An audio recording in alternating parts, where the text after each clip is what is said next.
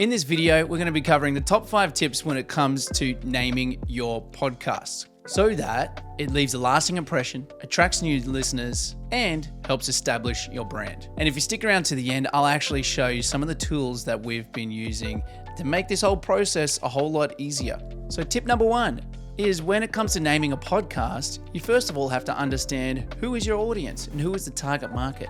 Who are the people that are going to be listening to your show? As we said, we want to make it memorable so it stands out and leaves a lasting impression and actually is something that's going to capture the attention of people within your target market, within your target audience. So take a moment, if you haven't already, to take some notes on who is your ideal demographic, who is your target audience. Write down where they live, what the type of things that they're interested in. What is it that you believe that your show is going to do to benefit them? Those are the types of things that you need to have a look at before we even start thinking about creating a name for your show.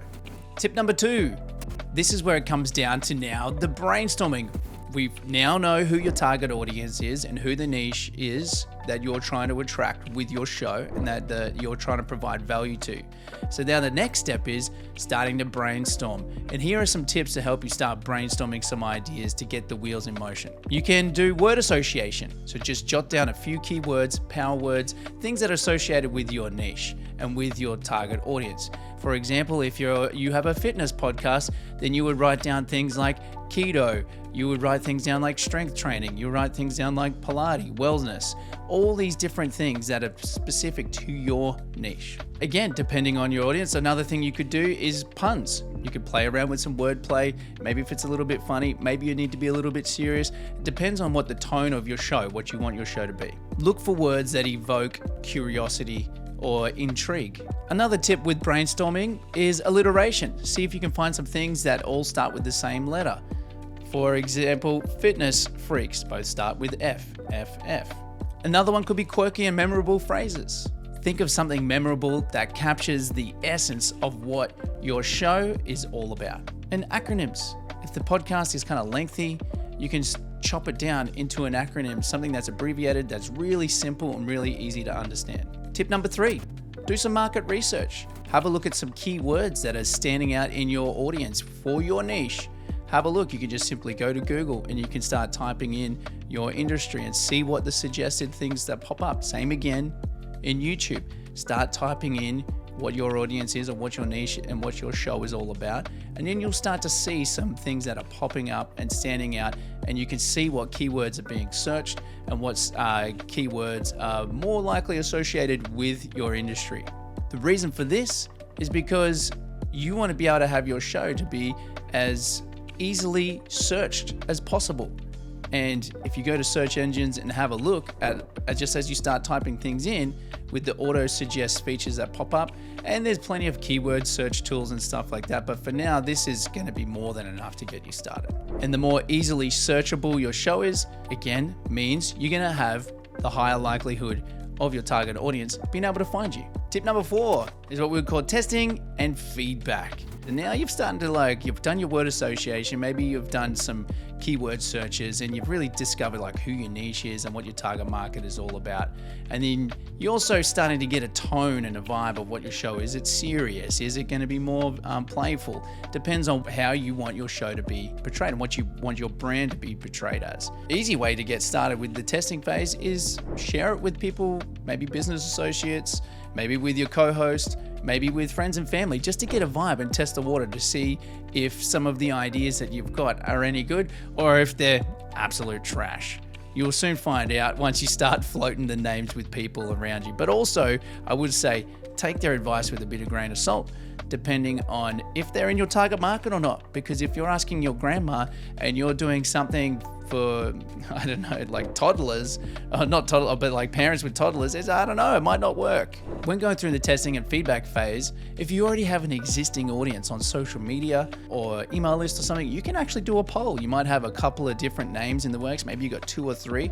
You can do a poll and then get feedback directly from your target audience, which in my opinion is a much stronger representation of what's going to resonate better than just asking family and friends that might not necessarily be in your target market. Tip number 5, This is refining and finalizing the name of your show. You're getting so close because now you've gone through all the research phases, you've done polls, you've got some feedback, and you've seen if some of your ideas are absolute trash or some of them are actually starting to hit the mark.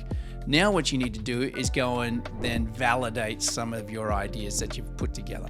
The first part of this process would be relevancy. You wanted to make sure that, hey, is this name of my podcast actually relevant to what we are going to be speaking about and to what the show is all about and to what my audience would like to hear? Uniqueness. Is it unique? Does it stand out? Because it might be relevant, but is it a bit bland? Is it a little bit vanilla? We want to make something unique and something that's memorable, something that will stick into the minds of the listeners and that will not be easy to forget. Brandability. Is it easy to be branded and is it easy to be used across your social media platforms? And is it suitable for branding purposes? And lastly, this is the biggie, is you want to make sure that it's available, that you've got an available name. You want to go and check all the other podcast platforms. Go to Spotify, go to Apple Podcasts, go to Google, just double check, hey, has somebody already got this name? Because if you have two podcasts with the same name, it makes it a little bit challenging then for you to be able to stand out. And same again with this, you want to double check the availability of the domain. So if you're going to have, let's use the Fitness Freaks example, fitnessfreakspodcast.com. Well, you want to make sure that that's available, because if somebody already has that, then you are potentially going to be driving traffic to somebody else's business, which you obviously don't want. Now, at the beginning, I did say that there was going to be some tools that we use as a little bit of an extra bonus. So there are some free tools that you can go to online that help generate names for businesses or podcasts or whatever it is that you want it to be. And they're very simple to use and they're free. The first free tool to use is called namelix.com, namelix.com. You can go and check it out. Simple couple of steps and you can punch it in, and then that helps get you on the way to get the brainstorming and a few extra ideas in the works of something that you might not have considered before. Another free app to use as a business name generator, which you can then use for your podcast name, is durable.co. Same deal as Namelix. You can go over to either or both of those and they'll help start sparking that brainstorming phase to get those word associations and to get some things that and some power words to stick out that might help represent your brand better and some things that you might not have considered yet. So congratulations, new podcast creator. This is an exciting time. You're starting a new show and you're coming up with the brand name or the show name for your podcast. Now, if you've really got some value from this and you've enjoyed it, give it a like, give it a subscribe here. It really means a lot to us. Every little bit does. And those are the 5 tips to get the wheels in motion to help you start naming your podcast. I hope these tips and ideas have inspired you to start creating a really unique and standout name that fully represents you, your brand, your personality, and for what you want your show to be all about. And ultimately, capturing the attention of your target market, of your target audience, and that is memorable. Remember, a great name sets the stage for success and is laying the foundations for this powerful branding and business building tool, which is your podcast. This is Jimmy. Until next time, peace.